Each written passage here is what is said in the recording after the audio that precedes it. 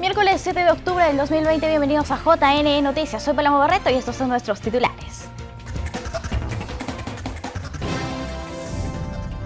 Jurado Nacional de Elecciones solicita a organizaciones políticas presentar sus planes de gobierno al inscribir sus listas de candidatos.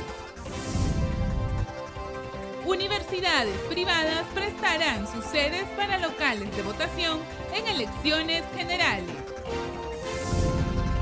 Canal Conectados TV se suma a televisoras aliadas al JNE. Son 14 canales que ahora retransmiten contenidos de ente electoral.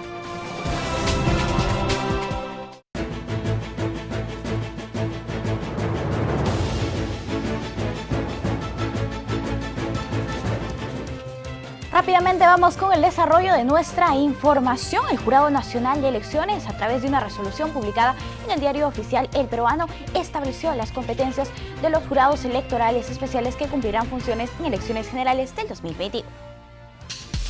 El Jurado Nacional de Elecciones estableció la competencia material de los jurados electorales especiales para recibir solicitudes de inscripción de fórmulas de candidatos a la presidencia y vicepresidencias de la República, así como al Congreso y Parlamento andino con mira hasta las elecciones de 2021. Según la resolución 0343-2020-JNE, señala que a fin de garantizar la pluralidad de instancias e impartir justicia electoral, se instalarán de manera escalonada en dos grupos. Un primer grupo de 27 jurados electorales especiales se instalará el 16 de noviembre próximo y será el Jurado Electoral Especial de Lima Centro 1 quien se encargue de recibir las solicitudes de inscripción de la fórmula presidencial, Congreso y Parlamento andino. En tanto, el Jurado Electoral Especial de Lima Oeste 1, que también será instalado en la misma fecha, tendrá la competencia en materia de propaganda electoral, publicidad estatal y encuestas electorales. El próximo grupo de 32 jurados electorales especiales será instalado desde el 1 de marzo. Cabe resaltar que los 60 jurados electorales especiales podrán realizar la proclamación descentralizada de los resultados de cómputo de las elecciones generales 2021. Del mismo modo, la OMP aprobó la conformación de 94 oficinas descentralizadas de procesos electorales que cumplirán funciones en los próximos comicios del 11 de abril en 24 regiones del país. Luego de convocadas las elecciones, los preparativos para su realización comenzaron. Con un cronograma ya establecido, la OMP aprobó la conformación de 94 oficinas descentralizadas de procesos electorales para la organización y ejecución de los comicios. Cabe destacar que la Oficina Nacional de Procesos Electorales autoriza esta conformación para agilizar y garantizar el desarrollo de las elecciones. Como sabemos, las ODP se encuentran a cargo de dirigir, coordinar, organizar y ejecutar las acciones necesarias para el desarrollo de los procesos electorales en sus respectivas jurisdicciones. Estas 94 oficinas estarán repartidas en los 24 departamentos del país, llegando así a todos los ciudadanos que decidirán este 11 de abril por sus nuevas autoridades. También para el proceso en marcha, el Jurado Nacional de Elecciones invoca a las organizaciones políticas a estar atentos al cronograma electoral. Los partidos políticos que participarán en las elecciones generales del próximo año deben estar atentos a las fechas establecidas en el cronograma electoral, a fin de que entreguen a tiempo la documentación requerida, afirmó el especialista del Gabinete de Asesores del Jurado Nacional de Elecciones, Manuel Chuquillanqui. Asimismo, resaltó la importancia del cronograma electoral, dado que establece una línea de tiempo visual de fácil entendimiento para la ciudadanía, los candidatos y los propios partidos políticos. El especialista refirió que en los casos de inscripción de candidatos, muchos esperan hasta el último momento y en muchas oportunidades llegan tarde y fuera de plazo o presentan una documentación incompleta, por lo que invocó a las organizaciones políticas a respetar los plazos que establecieron para los comicios del 2021. Por otro lado, señaló que el Jurado Nacional de Elecciones tendrá un reto importante en el proceso electoral a realizarse en todo el país y en el extranjero el próximo año, pero la experiencia permitirá superar todas las dificultades. Preste atención en la siguiente nota porque las universidades privadas prestarán sus sedes como locales de votación en las elecciones generales del 2021. Esto a manera de aumentar los locales de votación y así evitar los contagios de la COVID-19. En el marco de los comicios generales del próximo 11 de abril, la Universidad de Lima y la Universidad San Martín de Porres acordaron con la Oficina Nacional de Procesos Electorales prestar sus sedes para que funcionen como locales de votación. Miro Corbeto, titular de la OMPE, afirmó que debido a las circunstancias sanitarias excepcionales por la COVID-19, es necesario multiplicar por 3 los locales de votación. Precisó que espera aumentar de 5.300 locales a 16.000. Busca garantizar el distanciamiento social y el cumplimiento estricto de los 7 protocolos sanitarios. El rector de la Universidad de Lima, Óscar Quesada, dijo que confía en la labor que realiza la OMPE en el marco de los comicios del próximo año. Por su parte, Antonio Padilla, rector de la Universidad San Martín de Porres, colaborará con el ente electoral con el objetivo de evitar las aglomeraciones en los centros de votación durante este proceso. Es importante mencionar que los especialistas electorales y las autoridades universitarias empezarán a trabajar desde esta semana. La Oficina Nacional de Procesos Electorales anunció que desde el 1 de diciembre los peruanos podrán elegir su local de votación, esto con el propósito de dar todas las facilidades a los electores. La OMPE aseguró que los peruanos podrán cambiar su local de votación para las próximas elecciones del 2021, esto a fin de reducir el tiempo de traslado que le toma a un gran porcentaje de ciudadanos para cumplir con su derecho a voto. La fecha de inicio para este cambio es el 1 de diciembre y se realizará por medio de la página web de la Oficina Nacional de Procesos Electorales. Los electores podrán seleccionar su centro de votación en cualquier lugar dentro de la región en la que viven. Esta elección ya no estará sujeta al distrito que figure en el DNI de los votantes. La plataforma estará activa todo el mes de diciembre para que los votantes tengan un plazo considerable para realizar los cambios que consideren oportunos. En el caso de los peruanos que viven en una región distinta a la que consigna su DNI, deben realizar la actualización de datos en el RENIEC, ya que la posibilidad de elegir el centro de votación está limitada a regiones. Canal Conectados TV se suma a la alianza estratégica del Jurado Nacional de Elecciones. Con este son 14 canales regionales los que transmiten información electoral. Conectados TV se une a la lista de canales aliados de JNE-TV. Con la incorporación de este nuevo medio de comunicación, son 14 los espacios televisivos que podrán acceder a los contenidos de nuestro canal y difundir el material electoral que producimos. José Bravo, director periodístico de Conectados TV, saludó la alianza estratégica con el Jurado Nacional de Elecciones. Dijo que los contenidos de JNE-TV permitirán mantener informada a la población en el marco de los comicios del 2021.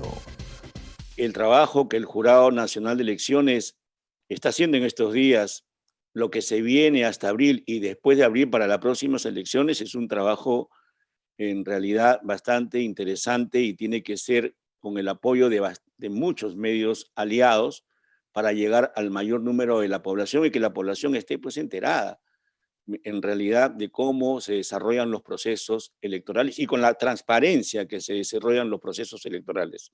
Gracias a ustedes en realidad por esta entrevista y gracias por acogernos también y bienvenidos. Un fuerte abrazo.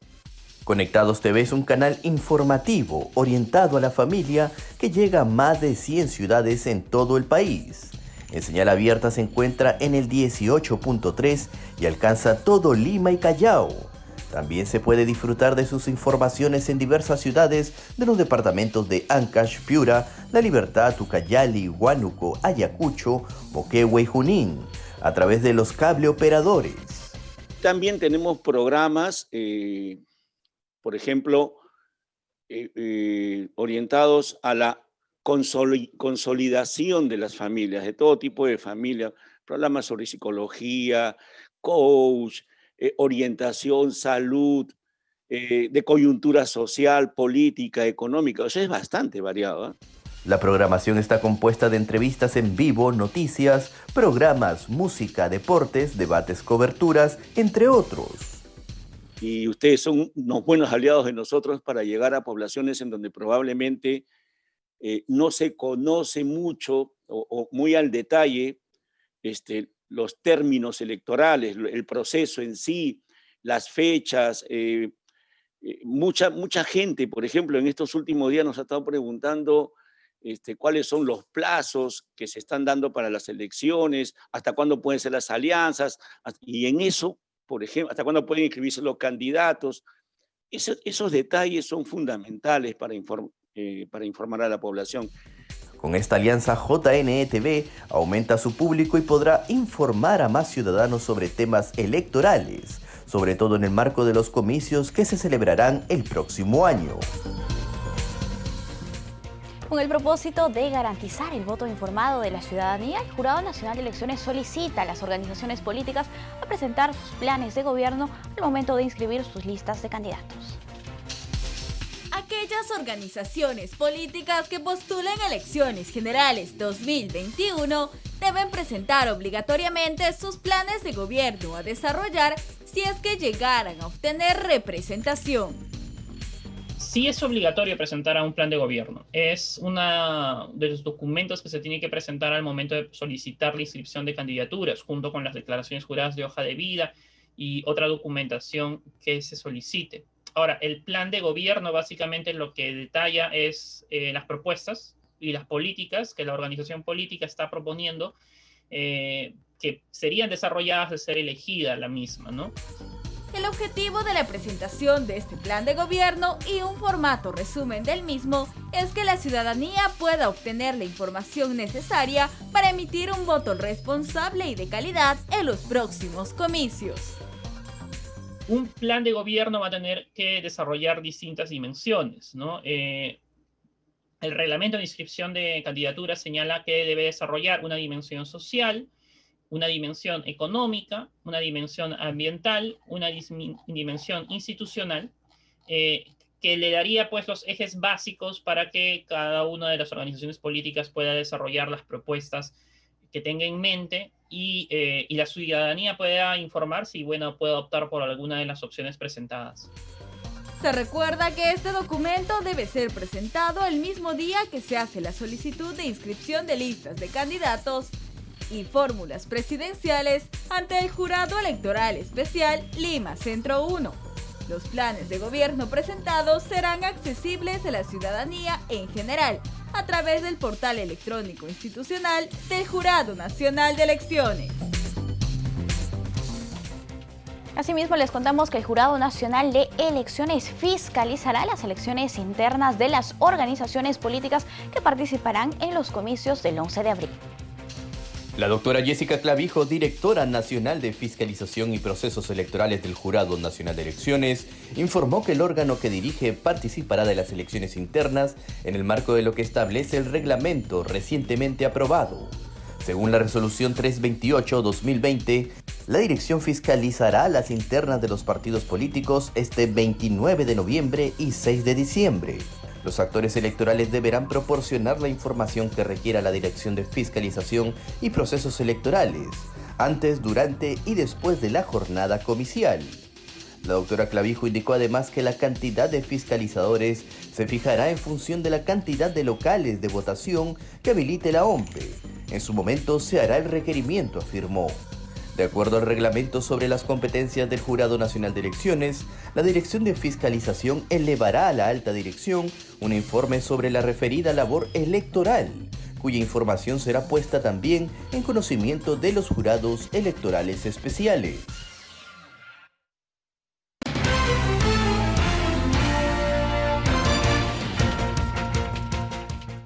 Bien, en este momento vamos a conversar con Pilar Villo. Ella es gerente de Información y Educación Electoral de la Oficina Nacional de Procesos Electorales. ¿Cómo está? Muy buenos días, bienvenida. ¿Qué tal? Buenos días, ¿cómo están? Muy bien, señora Pilar, para que nos comente cómo se está realizando la organización para las elecciones internas de las organizaciones políticas que ya están muy próximas. Cuéntenos cómo se desarrollará, cómo será la jornada electoral. Bueno, sí, estamos ya, nos faltan un poco más. Tenemos 2 fechas para las elecciones internas. La primera fecha es el 29 de noviembre, la segunda fecha es el 6 de diciembre. Entonces estamos ya con los tiempos, empezando la organización de este proceso electoral que por primera vez vamos a organizar. Así es. Bien, ustedes ya han emitido un reglamento de elecciones internas para las organizaciones políticas para la selección de sus candidatas y candidatos a elecciones generales del 2021 y vamos a analizarlo y vamos a desarrollar punto por punto. Primero vamos a hablar del horario de votación. Bien, sí, el horario de votación es de 7 de la mañana a 7 de la noche y es el mismo horario de votación que vamos a utilizar para las elecciones generales. Hemos querido mantener el mismo horario porque de alguna manera las elecciones internas son también una prueba de cómo van a funcionar todos nuestros protocolos, ¿no? Al momento de acudir a las urnas. Bien, es necesario que en estas elecciones internas participen todas las organizaciones políticas, ya sea por la modalidad un militante, un voto o por delegados, ¿verdad? Así es. Esas son las dos modalidades de elección. De las 24 organizaciones políticas, nosotros hemos hecho como un primer sondeo con ellas y bueno, nos han respondido cuáles son las que van a ir por delegados y cuáles las que van a ir por afiliados, o sea, un militante, un voto, ¿no? Bien, hasta el momento, ¿cuáles son las cifras, cuáles son los datos que se tienen más o menos? Si nos puede adelantar un poco. Bueno, de las 24 organizaciones políticas, 21 son las que nos han respondido, ¿no? Su modalidad de elección y también la presentación de candidaturas, ¿no? Sobre listas cerradas o nominal.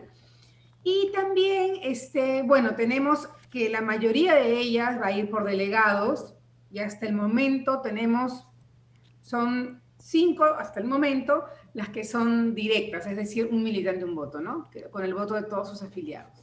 Perfecto, entonces solamente 5 organizaciones políticas estarían yendo un militante, un voto, y las demás, que estamos hablando de 16 organizaciones políticas, las que harían por delegados. Pero esto solo es hasta el momento, porque 3 organizaciones políticas tendrán que decidir seguramente en los próximos días y comunicar a OMPE. Usted nos habla sobre las formas de postulación. Coméntenos qué dice el reglamento al respecto.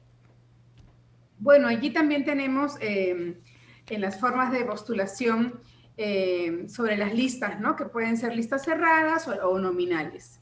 Y también las organizaciones políticas nos han respondido al respecto, ¿no? Y ahí sí está variado, ¿no?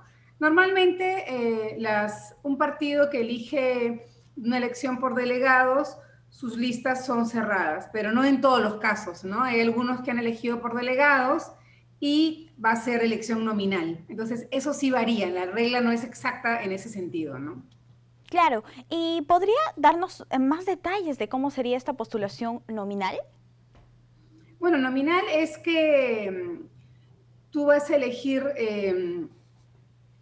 no va por lista, agrupado, digamos, sino nombre por nombre. Entonces, nosotros vamos a tener un cartel de candidatos, ¿sí? Como en las elecciones, por ejemplo, para el Congreso, por darte un ejemplo, tú vas a tener en la Cámara Secreta un cartel de candidatos con números y en la cédula vas a tener que elegir o escribir el número. Listo, con voto preferencial. Perfecto. ¿Y la postulación cerrada, de lista cerrada? Las listas cerradas son listas también, van en bloque, ¿no? Por listas, lista 1, dependiendo cuántas listas nos presenta el partido, ¿no? Listo. Bien, ahora nos gustaría que nos comente también sobre los órganos electorales centrales de cada organización política. ¿Cómo van a estar organizados estos? Bueno, hay una cosa que creo que es importante decirla. Las elecciones internas son de los partidos, ¿no? La OMPE está ayudando a la organización, pero realmente la elección interna es del partido. Por lo tanto, el órgano electoral central del partido ahí es fundamental y la OMPE coordina con este órgano electoral central, ¿sí? Digamos que sería nuestra contraparte al momento de la organización de la elección, ¿no? Con ellos tenemos que ver, por ejemplo, ahora que tienen que presentar los partidos, los formatos que van adjuntos al reglamento, con ellos tenemos que ver que todo se presente correctamente, que no haya, digamos, que no tengan ningún problema. Entonces,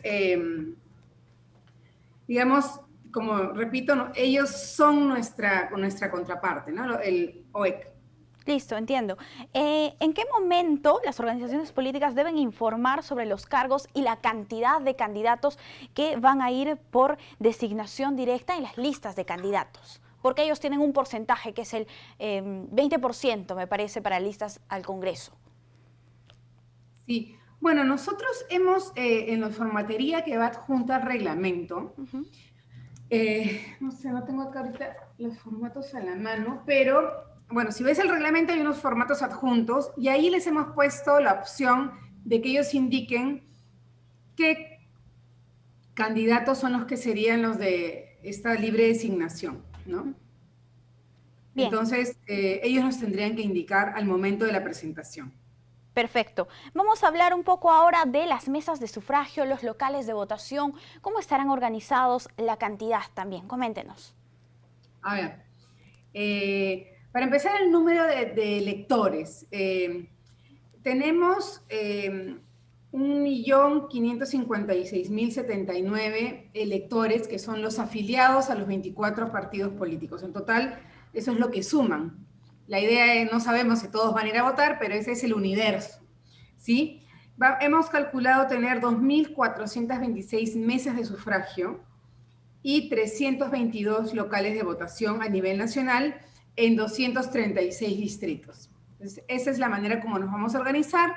Vamos a tener 25 oficinas que van a ser, no son oficinas descentralizadas, pero van a ser oficinas de coordinación regionales, 25, y también oficinas provinciales. Y así vamos a trabajar para la organización del proceso. ¿Cómo será la elección de los miembros de mesa? En esta oportunidad, la selección de los miembros de mesa está a cargo del propio partido político. La OMPE se encarga de capacitar, pero es el partido quien elige. En el artículo 18 del reglamento de las elecciones internas lo hemos puesto, que es la organización política quien debe designar a 3 titulares y 3 suplentes, ¿no? Y luego nos remite esa información a nosotros para poder hacer la conformación de mesas y luego capacitarlos. Perfecto. ¿Qué pasará si un miembro de mesa o todos los miembros de una mesa no llegaran a presentarse a la hora el día de las elecciones internas? Bueno, como sucede en una elección convencional,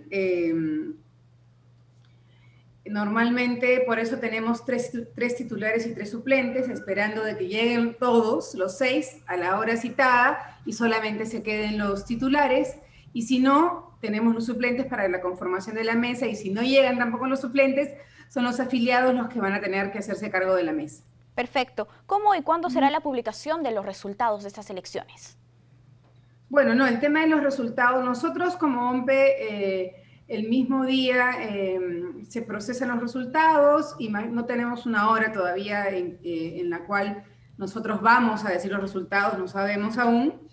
Pero bueno, a partir de, como tenemos 2 fechas, recuerda, tenemos la del 29 de noviembre, ¿sí? Y ahí hay que puntualizar lo siguiente. El 29 de noviembre, ¿qué cosa se elige?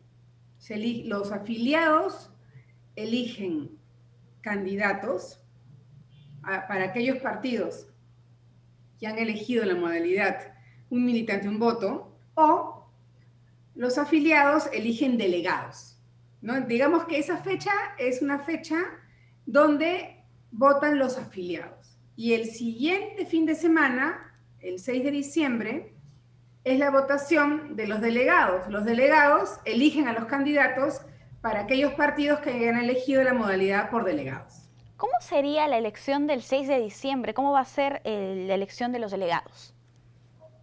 Bueno, esa elección es más sencilla porque cada partido tiene un número determinado de delegados, no es un número homogéneo, eso es importante también decirlo. Hay partidos que tienen, no sé, 25 delegados, otros tienen 50, varían.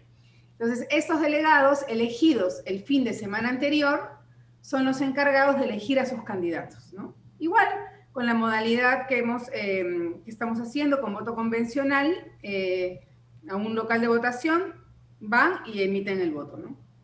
Perfecto. Respecto a los protocolos sanitarios en el marco de la pandemia, son bastante importantes para salvaguardar la integridad de los electores, de los miembros de mesa, de los afiliados y también del personal de la OMPE, del Jurado Nacional de Elecciones y si habrá observadores también de los mismos. Entonces, ¿cómo se va a manipular este material electoral en provincias, en regiones? Coméntenos, por favor. Bueno, la OMPE ha preparado 7 protocolos, y esto es importante decirlo, y son los protocolos que inician con el mismo personal de la OMPE, ¿no? Protocolos para el personal de OMPE, para el local de votación, para la mesa de sufragio, para el elector, para los observadores. Entonces tenemos protocolos para cada uno, tomando todas las medidas de bioseguridad para evitar cualquier tipo de contagio. Vamos a tomar todas las medidas de distanciamiento que se necesitan y respetando las distancias. Entonces, una de las cosas importantes de estas elecciones internas es que vamos a aprobar estos protocolos, ¿no? Perfecto, eso es muy, muy importante. Señora Pilar, muchísimas gracias por acompañarnos en JN Noticias. Un placer conversar con usted. Gracias. Bien, amigos, vamos a hacer una brevísima pausa, pero volvemos con más. No se muevan.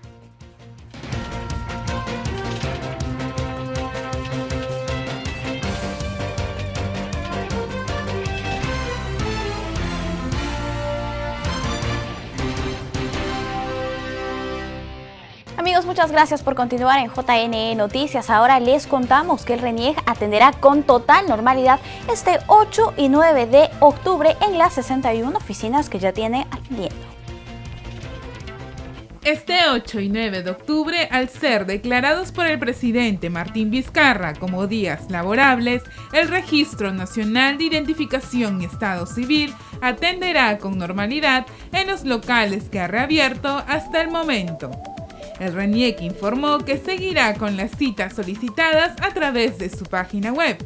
En tanto, los ciudadanos que requieran una cita deberán pagar antes la tasa correspondiente y pueden continuar con los trámites de manera virtual. Por otro lado, indicaron que de cara a las elecciones generales, el cambio de domicilio en su DNI no implicará que se cambie el lugar donde voten este 11 de abril. Y recordó que la vigencia del DNI será extendida lo que dure el estado de emergencia hasta el 7 de diciembre. Cabe mencionar que son 61 los locales que están abiertos al público. Dentro de ellos, 9 locales reabrirán hoy en las ciudades de Cusco, Chachapoyas, Jaén y Cajamarca. La agencia Rodríguez de Mendoza en Amazonas, las agencias de Otusco y Pacasmayo en La Libertad, la agencia Huanta en Ayacucho y el punto de atención permanente Atalaya en el departamento de Ucayali.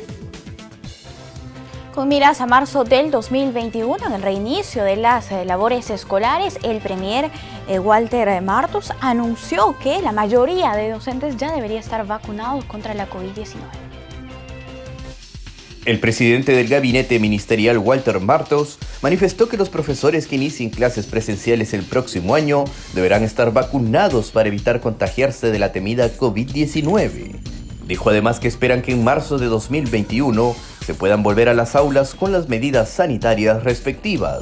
Además informó que de acuerdo a las tratativas con diversos laboratorios que trabajan en la ansiada vacuna, se tendrán los primeros lotes de esta para el primer trimestre del siguiente año.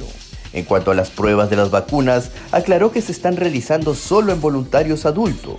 Martos recordó que los primeros beneficiarios serán los médicos, enfermeras, personal de las Fuerzas Armadas y bomberos. En la segunda fase se prevé atender a las poblaciones vulnerables. Por otro lado, el gobierno autorizó que la suspensión perfecta se amplíe hasta el 2021, el 5 de enero. El Ministerio de Trabajo y Promoción del Empleo autorizó que las empresas extiendan la aplicación de la suspensión perfecta de labores a sus trabajadores hasta el 5 de enero del 2021. ¿Pero qué es la suspensión perfecta y por qué las empresas lo aplicaron? La suspensión perfecta de labores implica el cese temporal de la obligación del trabajador para prestar sus servicios y la del empleador para pagar la remuneración respectiva. Esto sin que el vínculo laboral se termine, La medida se dio para mitigar los efectos económicos causados a los trabajadores y empleadores ante el COVID-19.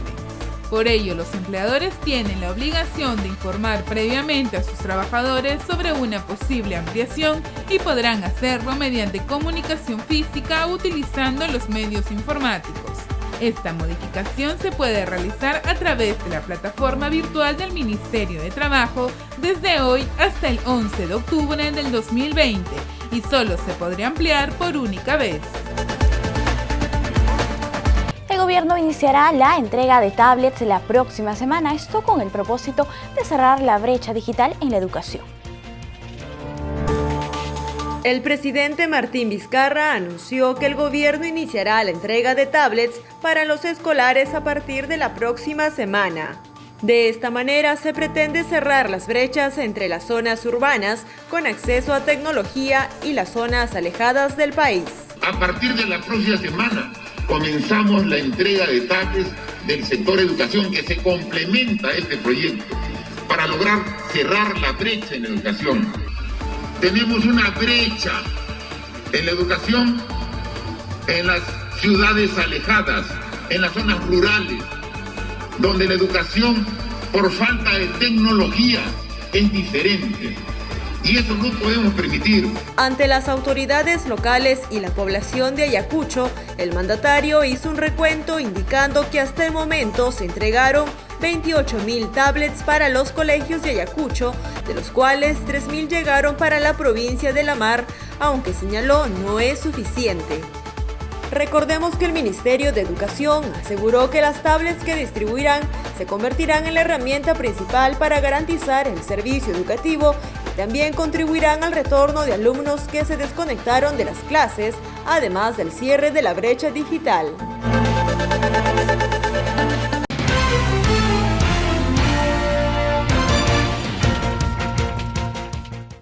Bien, amigos, es momento de una entrevista. Vamos a conversar en este momento con el gerente de ProLima, el señor Luis Martín Govdanovich. Él nos va a hablar sobre los hallazgos arqueológicos durante excavaciones en la plazuela de San Francisco. ¿Cómo está, señor Luis? Bienvenido a JN Noticias. Un placer conversar con usted. Buenos días. Buenos días, Paloma. Un placer también estar con ustedes. Bien, para que nos comente, por favor, de qué se trata este plan maestro del Centro Histórico de Lima. Claro que sí, les comento, los hallazgos que hemos encontrado en la plazuela de San Francisco, más específicamente en el atrio de la Iglesia de la Soledad, son parte de los proyectos de investigación arqueológica que venimos realizando desde inicios de este año en el marco de la implementación del Plan Maestro del Centro Histórico que se aprobó en diciembre del año pasado. En el pasado, quiero decir, en las décadas precedentes, cuando se intervenía en el Centro Histórico de Lima en un espacio público para repavimentarlo, remozarlo, restaurarlo o hacer una labor de mejoramiento, se hacía sin una investigación previa de lo que hay bajo el pavimento, bajo nosotros. Y esto traía algunos problemas. Hoy en día, tras la aprobación del Plan Maestro y como se hace en las otras grandes ciudades patrimonio mundial como la nuestra, podría citar La Habana, Cartagena de Indias, San Juan de Puerto Rico o Quito, antes de intervenir en un espacio público se hace un proyecto de investigación arqueológica de tal forma que podamos incorporar en la arquitectura que se proponga aquellos vestigios arqueológicos que a veces sabemos que existen y a veces no, por documentación histórica, ¿no? Esta vez se plantearon unas unidades de excavación en el atrio de la Iglesia de la Soledad. Sabíamos un poco de la historia de una primitiva Iglesia de la Soledad, que es la que se ha encontrado, y la investigación arqueológica nos ha permitido encontrar esto, poder aproximarnos mucho mejor a la historia de la ciudad de Lima y de su centro histórico, y lo que es más importante, recoger esta información, estos hallazgos e incorporarlos en la propuesta de arquitectura. Claro, que se realizará el año que viene. Qué importante esto en el marco de la conservación del centro histórico, que es una responsabilidad, un deber de todas las autoridades. Me gustaría además que nos comente específicamente qué es lo que se ha descubierto en estas excavaciones que se realizaron en la Plaza San Francisco, de qué año datan, a qué momento de nuestra historia pertenecen. Por supuesto. Vale la pena empezar señalando que Sí. La plazuela de San Francisco, tal cual la conocemos hoy en día, corresponde a 1672, que es el año en el que el padre Luis de Cervela, que era el provincial de los franciscanos en el Perú, decide hacer una remodelación integral de todo el conjunto monumental, lo que llamamos hoy el conjunto monumental franciscano: iglesia, convento, la iglesia de la Soledad y la iglesia del Milagro. Antes de ello, se había ido construyendo la iglesia y el convento de manera progresiva. En el año de 1602 se construye la primitiva iglesia de la Cofradía de la Soledad, que es una cofradía que aún existe hoy en día y de la cual salen procesiones emblemáticas el Viernes Santo, que son la procesión de la Virgen de la Soledad y la procesión del Cristo del Santo Entierro. Lo que se ha encontrado entonces es los cimientos de la iglesia de 1603, que se demuele en 1669, y en estos cimientos de la iglesia, ¿no? Se ha encontrado parte del piso interior, se ha encontrado el piso de la plazuela de ese tiempo, del siglo XVII, se han encontrado los cimientos de un muro pretil, que era un muro que circundaba todo el conjunto monumental, y que ese sí es de 1672, 69, 72, y como en toda iglesia antigua, se ha encontrado también una cripta. Lo particular de esta cripta es que no es una cripta simple de enterramiento, sino que además hay una capilla subterránea, una capilla sepulcro, que está anexa digamos, a la bóveda de enterramiento de los antiguos hermanos de la Cofradía de la Soledad, ¿no?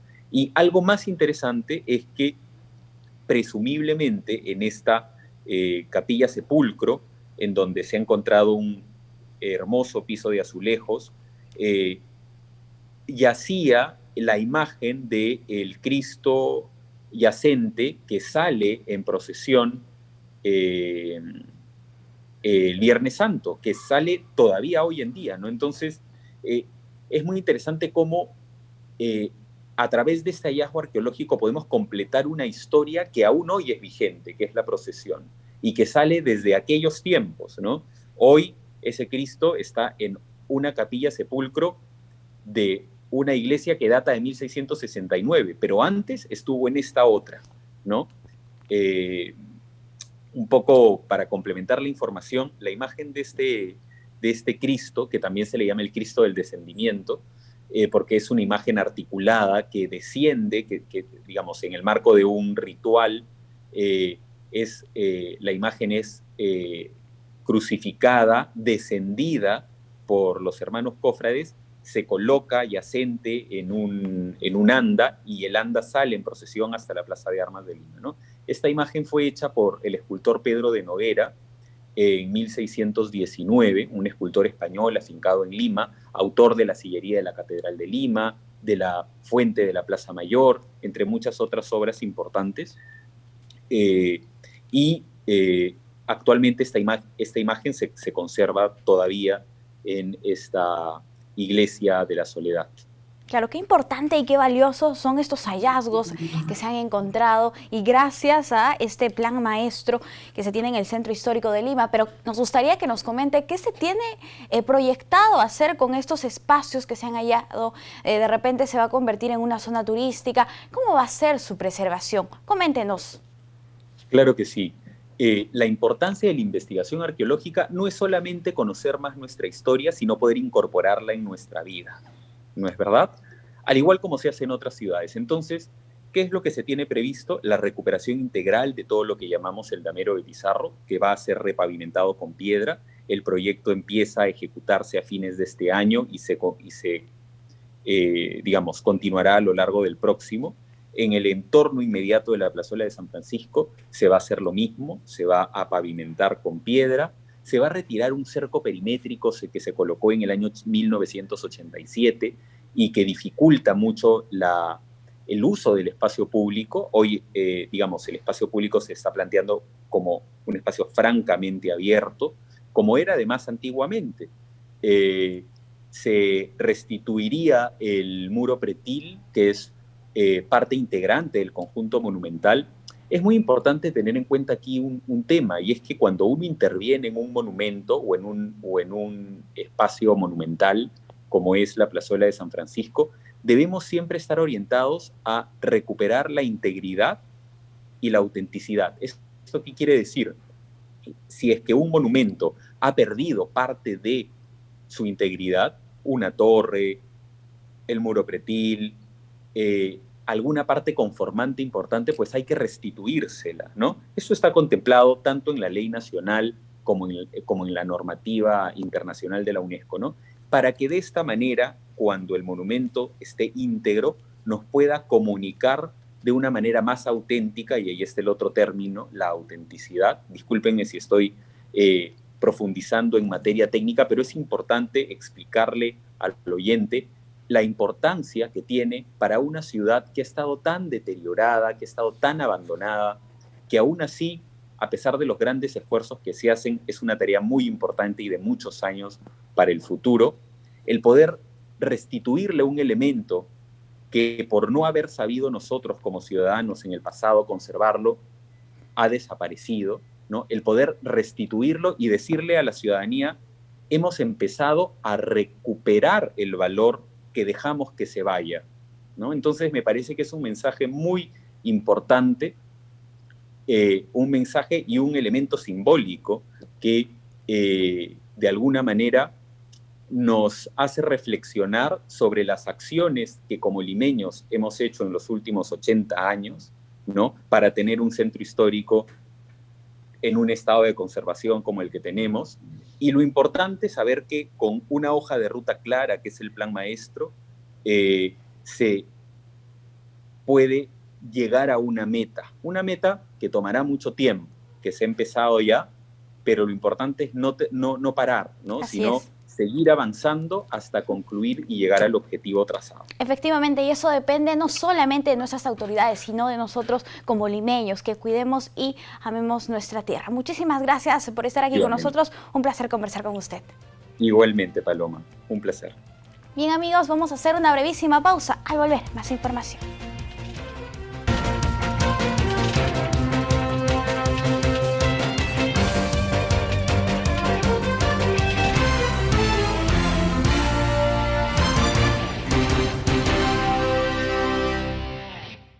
Les contamos que la SUNEDU recibió 2.000 denuncias por deficiencias en universidades de todo el país. La Superintendencia Nacional de Educación Superior Universitaria informó que desde que se inició el estado de emergencia han recibido 4.148 denuncias por parte de la comunidad universitaria.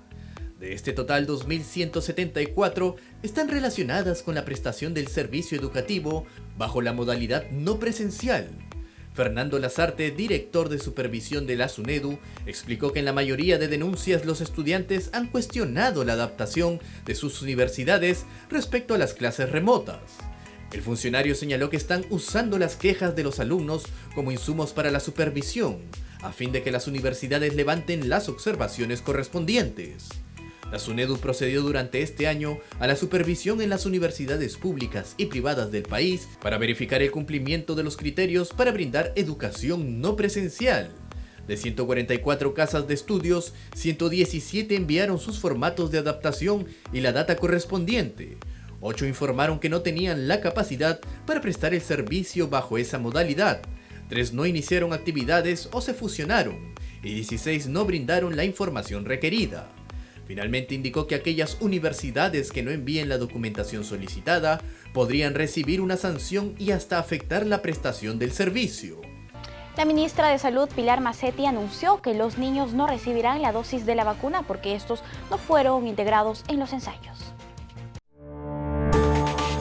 La ministra de Salud, Pilar Macetti, sostuvo que la vacuna está destinada en primera instancia a las personas que combaten en primera línea al COVID-19 y que no habrá vacunas para niños debido a que no se ha hecho ningún ensayo previo en los infantes. Así lo afirmó la titular en el marco de las actividades que realizó por el Día de la Medicina Peruana. También informó que se está probando un sistema de vacunación para estar preparados cuando la vacuna llegue al país y recalcó que en los ensayos de la futura vacuna no hay ningún ensayo clínico que tome en cuenta a niños ni personas de la tercera edad hasta el momento. Cabe recordar que los 5 de octubre se celebra en el Perú el Día de la Medicina Peruana, esto en conmemoración de la inmolación de Daniel Alcides Carrión en beneficio de la ciencia. Paradójicamente se presenta en medio de una pandemia donde se están haciendo los esfuerzos para adquirir una cura contra la COVID-19. Asimismo, Macetti finalizó con que se tiene previsto inmunizar contra el coronavirus, principalmente al personal de salud, seguido por las Fuerzas Armadas y la Policía Nacional. Con el propósito de evitar los contagios en los aeropuertos, el aeropuerto Jorge Chávez atenderá control migratorio con un aplicativo móvil. Con la reapertura de los vuelos internacionales, los ciudadanos que requieran viajar al exterior podrán realizar el control migratorio en el aeropuerto Jorge Chávez con mínimo contacto para mitigar el riesgo de contagio de COVID-19. Esto mediante el aplicativo móvil preregistro con el sistema operativo Android para pasajeros nacionales e internacionales. En los próximos días estará disponible también en dispositivos móviles con sistema iOS.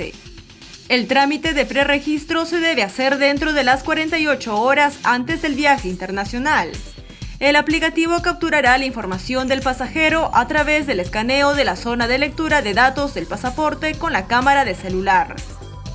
Luego, el usuario escaneará el código QR de la tarjeta de embarque con el fin de obtener información del viaje.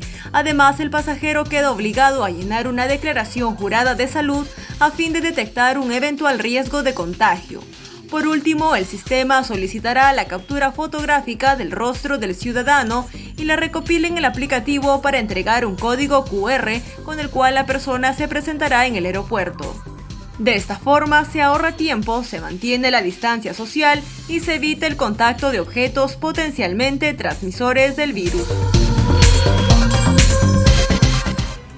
Llega el momento de recibir la información oficial sobre la COVID-19. Este es un reporte de nuestros amigos de la agencia de noticias andina. Ana Bendezú nos informa.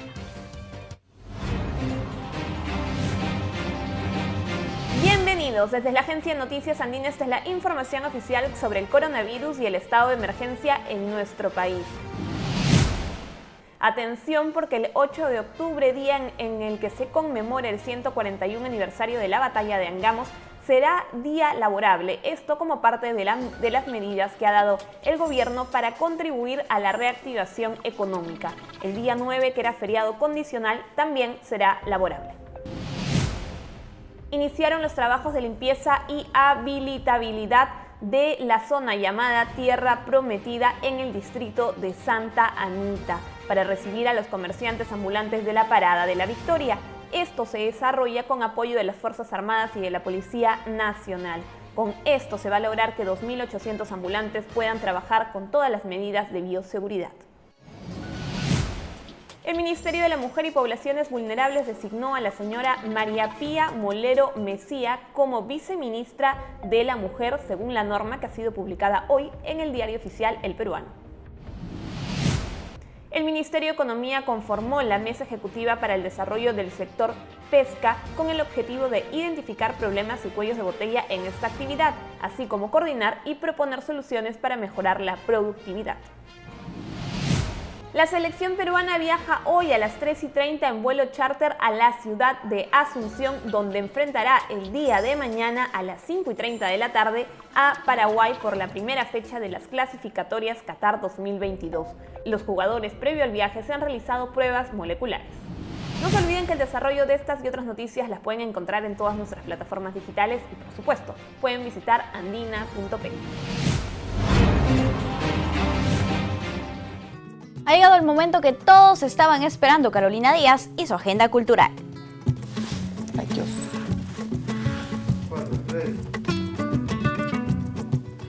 Carolina, ¿cómo estás? Bienvenida, muy buenos días. Hola Paloma, ¿cómo estás? Gracias por el paso. Muy contenta de estar un día más aquí contigo. Adelante.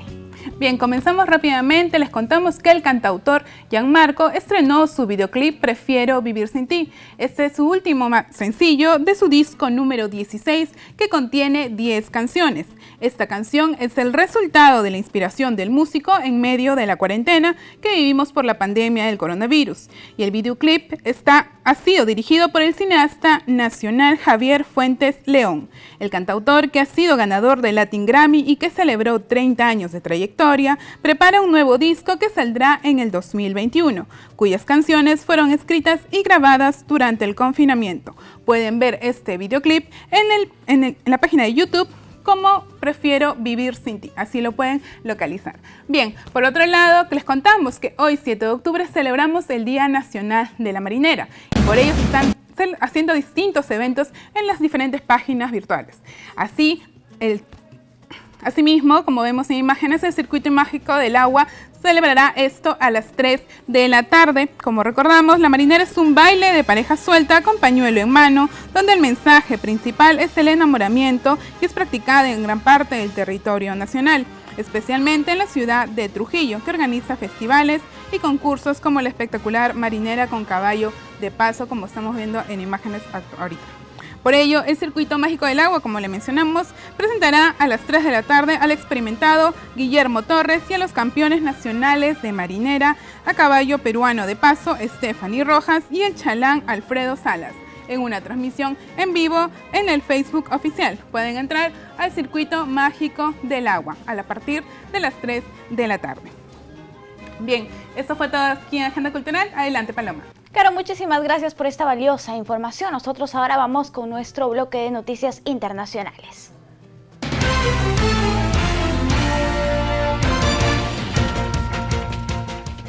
Y nos trasladamos hasta Estados Unidos porque en este país ya casi 4 millones de electores han emitido su voto de manera anticipada. Esto con miras a las elecciones de este país. A solo 4 semanas para las elecciones del 3 de noviembre, más de 3.8 millones de estadounidenses ya emitieron su voto para las elecciones presidenciales, lo cual marca un récord histórico de participación. El cambio ha sido motivado por la expansión de las votaciones anticipadas por correo en muchos estados, una forma muy segura de participar en el proceso durante la pandemia de la COVID-19, de acuerdo al proyecto Elecciones de Estados Unidos, que compila datos electorales en el marco de los comicios entre Donald Trump y el demócrata Joe Biden. Según Michael McDonald de la Universidad de Florida, que administra el proyecto, nunca antes han visto tal cantidad de personas votando tan anticipadamente a las elecciones. Este aumento inesperado llevó a McDonald a proyectar una participación récord de unos 150 millones de votantes, lo que representa un 65% del electorado nacional, la mayor tasa desde 1908. Volvemos a América Latina. En Bolivia, Luis Arce, el candidato por el MAS, ha denunciado que existe un sabotaje gubernamental. Veamos. El candidato Luis Arce del partido MAS denunció que el gobierno transitorio de Yanín Áñez desarrolla un sabotaje contra el proceso electoral en marcha. Esto luego de que la presidenta Áñez renovara su advertencia de reprimir eventuales protestas antes y después de las elecciones, como las anunciadas por sectores del MAS que proclamaban la defensa del voto popular. Arce aseguró que el MAS ha estado comprometido con las elecciones, la paz social y el respeto a los resultados de la próxima votación, enumerando en ese sentido sus acciones en el Parlamento y en otros ámbitos políticos. Según el gobierno, el MAS denunciaría un fraude electoral como pretexto para desatar protestas. El MAS, en cambio, ha señalado que quienes podrían hacer fraude son candidatos de la derecha con apoyo del gobierno. La denuncia ha sido enviada a los representantes de la ONU, a la Comunidad de Estados Latinoamericanos, la Unión Europea y otros.